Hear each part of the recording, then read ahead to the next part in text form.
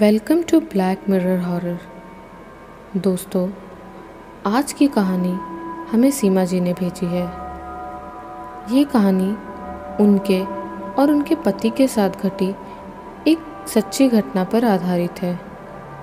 तो चलिए बढ़ते हैं आज की कहानी की ओर। मैं और मेरे पति अपने हनीमून के लिए मनाली जा रहे थे। हम दोनों साथ में ज़्यादा समय बिता सके इसलिए बाय रोड अपनी प्राइवेट कार से जा रहे थे।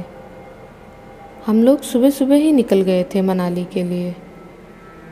सुबह हम लोग घर से खाना खाकर निकले थे, इसलिए दिन भर हमें भूख नहीं लगी। काफ़ी रात हो चुकी थी और हम लोग एक सुनसान हाईवे पे थे। हम दोनों आपस में बातें कर रहे थे। सीमा, सुनसान हाईवे देखकर तुम्हें डर तो नहीं लग रहा है ना? नहीं तो क्यों, ऐसे क्यों पूछ रहे हो तुम? बस ऐसे ही मुझे लगा तुम्हें डर लग रहा होगा कि कहीं कोई भूत या चुड़ैल ना आ जाए सामने। कुछ भी बोलते हो तुम। भूत वूत जैसी कोई चीज़ नहीं होती और मैं इन सब बातों में विश्वास नहीं करती।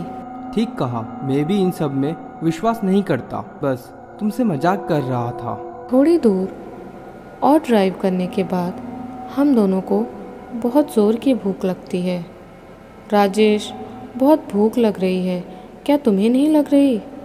हाँ यार, भूख तो लगी है, पर यहाँ आसपास तो कोई होटल या ढाबा भी नहीं है और नहीं कोई दुकान है जहाँ से हम कुछ खाने का सामान ले सके।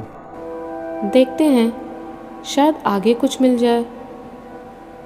थोड़ा आगे जाने पे हम दोनों को एक छोटा सा ढाबा दिखता है। राजेश, वो देखो, वहाँ एक ढाबा है, शायद हमें वहाँ कुछ खाने को मिल जाए। हाँ, मैं जाके देखता हूँ, शायद मिल जाए कुछ। मैं भी आती हूँ साथ में, यहाँ कार में बैठे बैठे बोर हो गई हूँ। ठीक है, चलो। हम दोनों उस ढाबे पे जाते हैं। ढाबे वाला बस ढाबा बंद करने ही जा रहा था और वो काफ़ी जल्दबाजी में लग रहा था। राजेश उस ढाबे वाले से बात करता है। भैया, कुछ खाने को है तो दीजिए, हमें बहुत भूख लगी है, हम कब से ड्राइव कर रहे हैं। ढाबे वाला कहता है, भाई साहब, ढाबा बंद हो चुका है और मैं भी घर जा रहा हूँ।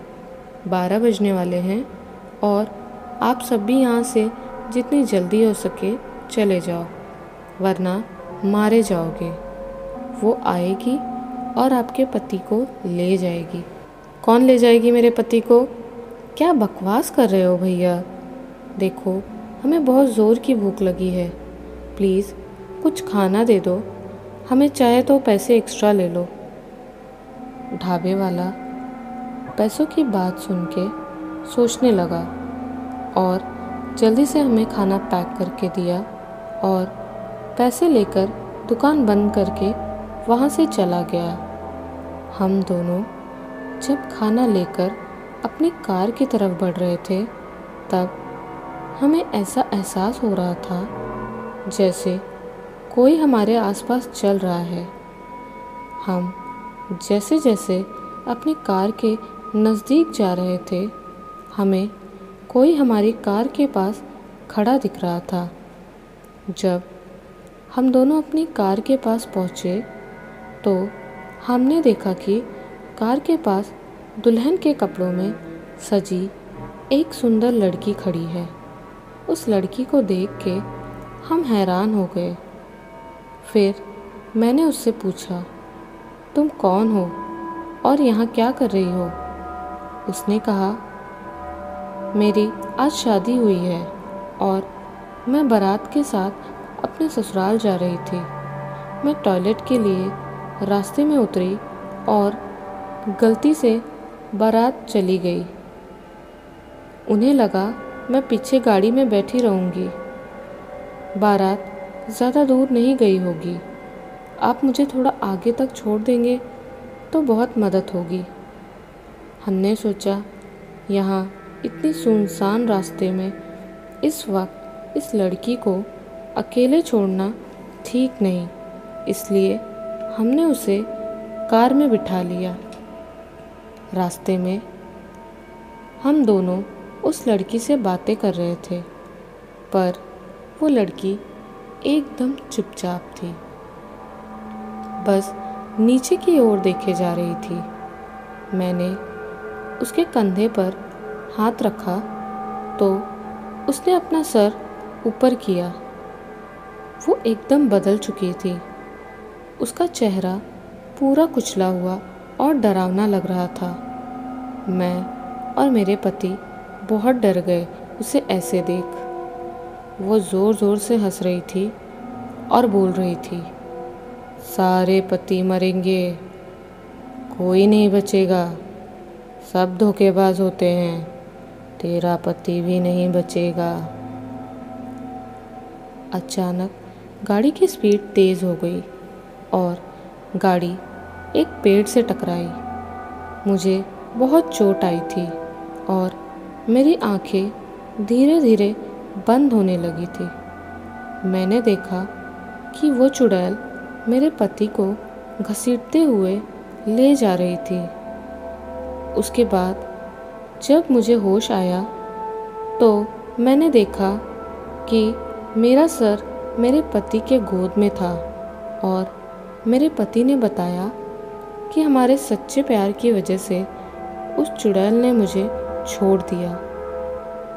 उसने कहा, जो पति अपनी पत्नी को धोखा देगा वो जिंदा नहीं बचेगा, क्योंकि तू अपनी पत्नी से बहुत प्यार करता है, इसलिए मैं तुझे जिंदा छोड़ रही हूँ।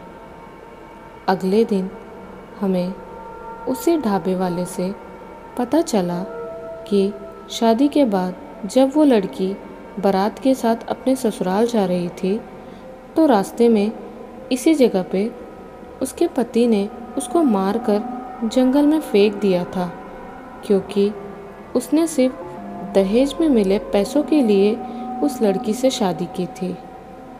अगले दिन उसकी भी लाश इसी हाईवे पे मिली थी। तब से जो पति अपनी पत्नी को धोखा देता है और इस हाईवे से गुजरता है वो जिंदा नहीं बचता, वो उस खूनी दुल्हन का शिकार बन जाता है। तो दोस्तों, कैसी लगी आपको ये कहानी? आशा करती हूँ कि ये कहानी आपको पसंद आई होगी। इस वीडियो में आपने जो दूसरी आवाज़ सुनी है वो हॉरर क्लब की है। अगर आपको ऐसी और भी डरावनी कहानियाँ देखना पसंद है तो इनके चैनल पे जाके देख सकते हैं। चैनल का लिंक डिस्क्रिप्शन बॉक्स में है। तो मिलते हैं एक नई वीडियो में एक नई कहानी के साथ। तब तक के लिए बाय एंड टेक केयर।